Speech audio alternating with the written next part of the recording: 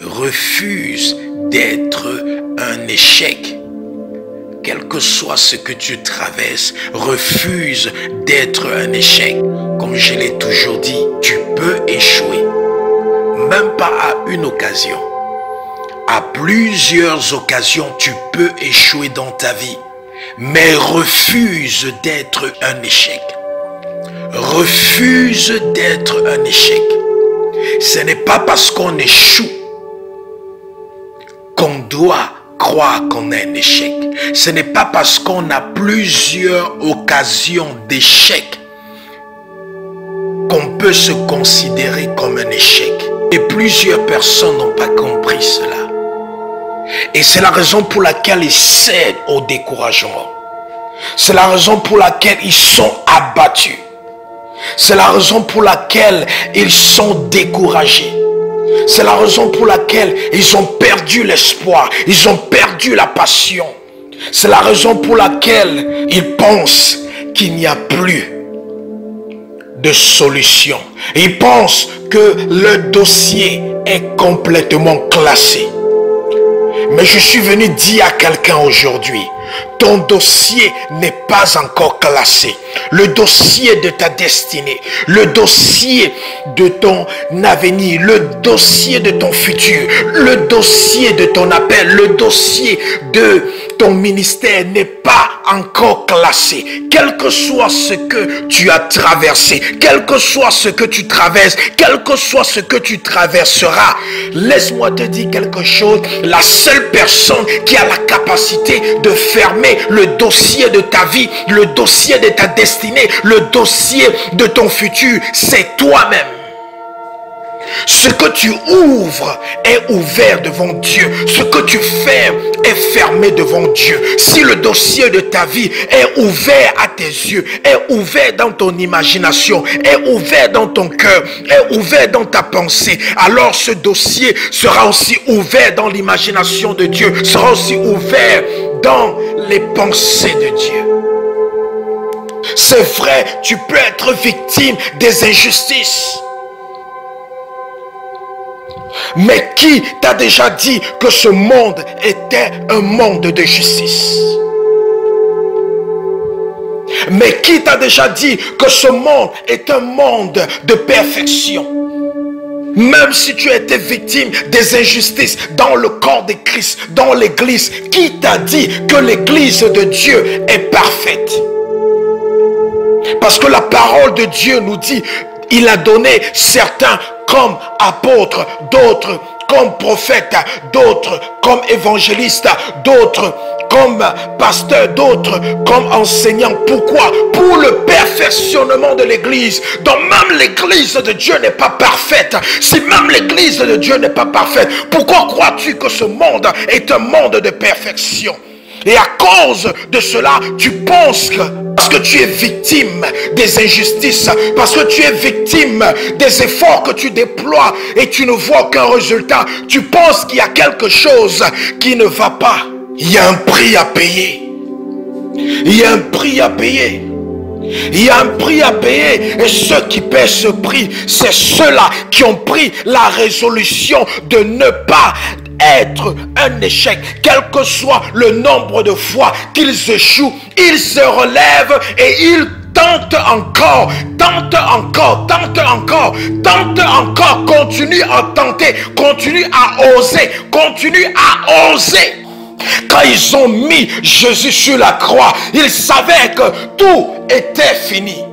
Ils savaient qu'ils avaient pour une fois, pour toutes, mis fin à son ministère. Ils savaient qu'ils avaient mis fin à cette nouvelle génération des chrétiens qui étaient en train de naître. Ils savaient qu'ils avaient mis fin au plan de Dieu au travers de Jésus-Christ. Mais ils ne savaient pas que cette croix était plutôt la porte d'entrée, était plutôt le sommet de la montagne que Jésus était supposé gravir afin de voir ce concrétiser l'objectif venu ici sur terre.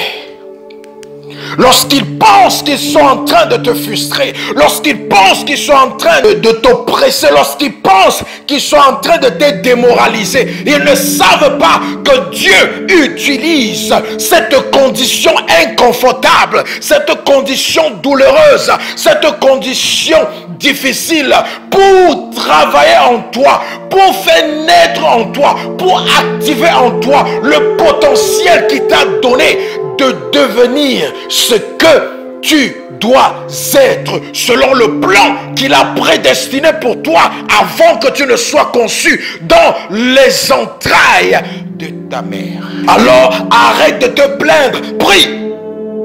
Arrête de te plaindre, jeûne. Arrête de te plaindre, médite la parole de Dieu. La Bible nous parle d'Esau. Lorsque son père a béni Jacob à sa place, il est revenu vers son père, il a crié à son père: n'as-tu pas une dernière bénédiction? N'as-tu pas laissé quelque chose pour moi? Et son père Isaac a dit: j'ai tout donné à ton frère. Et la Bible dit, Isaac a dit à Esau: tu vivras de ton épée, tu seras asservi de ton frère, mais en errant librement, ça et là, tu briseras son joug au-dessus de ton cou. Est-ce que quelqu'un comprend ça? Il a dit: il n'y a pas de bénédiction pour toi, mais tu vas vivre de ton épée. Et en errant ça et là, tu briseras de ton cou le joug de ton frère. Bien que tu n'as pas reçu les bénédictions, mais en toi tu as la capacité de sortir de son joug, de sortir de son emprise, de sortir de sa servitude. Et la Bible dit, lorsque Jacob est rentré de chez son beau-père avec ses femmes, ses enfants et ses serviteurs et toute la richesse qu'il avait accumulée chez son beau-père, la Bible dit, il a envoyé tout cela en avant pour qu'on donne cela à son frère Esau. Et la Bible dit, Esau a dit à Jacob: je suis tellement béni, je suis tellement dans l'abondance, au point où je n'ai même pas d'espace pour ajouter quoi que ce soit. Je n'ai pas besoin de tes richesses, je n'ai pas besoin de tes biens, car j'en ai au-delà de ce dont j'ai besoin. Il n'a pas été béni par son père, mais en utilisant l'épée, en utilisant l'épée, en errant librement, ça et là, il est sorti de cette servitude au point où il était capable d'avoir plus de richesse, d'avoir plus de prospérité que son frère qui a reçu la bénédiction à sa place. Donc arrête de dire ton père ne t'a pas béni, arrête de dire ta mère ne t'a pas béni, arrête de dire ta famille t'a maudit, arrête de dire que tout le monde te maudit. Tu as l'épée entre tes mains, utilise cette épée et en errant librement ça et là, sors du joug de tout ce qu'on a relâché contre ta vie. Utilise cette épée de la prière, cette épée du jeûne, cette épée de la parole de Dieu, cette épée du courage, cette épée de l'espérance en Jésus-Christ.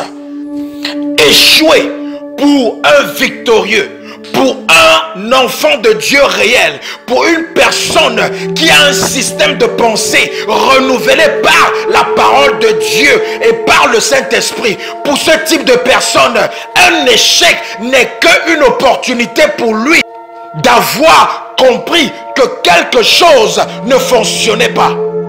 Mais si l'échec est une occasion de chute pour toi, si l'échec est une occasion de découragement pour toi, si l'échec est une occasion pour t'amener à être sans espoir ou pour t'amener à tout abandonner, sache que tu n'es pas animé du Saint-Esprit, l'Esprit qui anime ceux-là qui ont cette mentalité régénérée par la parole de Dieu et son Esprit.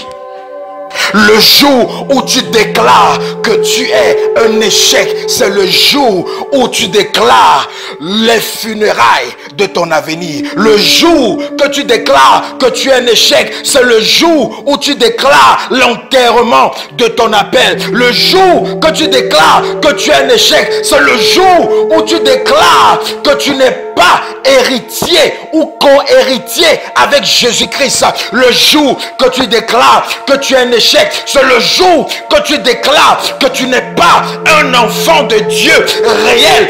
Va plus loin. Continue à oser. Continue à essayer. Continue à essayer. Continue à essayer. Continue à essayer. Continue à essayer. Que même la mort te rencontre lorsque tu es en train d'essayer. Je préfère mourir lorsque je suis en train d'essayer de sortir d'un esclavage au lieu de mourir comme un esclave avec les bras croisés. Il y a un prix à payer. Et ce prix à payer est un prix différent. Parce que si tu veux quelque chose de nouveau, tu dois payer un prix nouveau. Tu ne peux pas payer le même prix que tu as payé dans le passé et obtenir les choses nouvelles.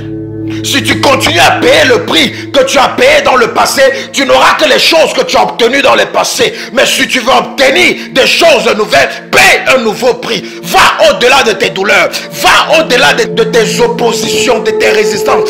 Va au-delà de tes persécutions. Va au-delà de ta situation difficile. Va au-delà de ton découragement. Va au-delà de ta tristesse. Va au-delà de l'abattement de ton cœur, de ton âme et de ton esprit. Va au-delà de tout cela.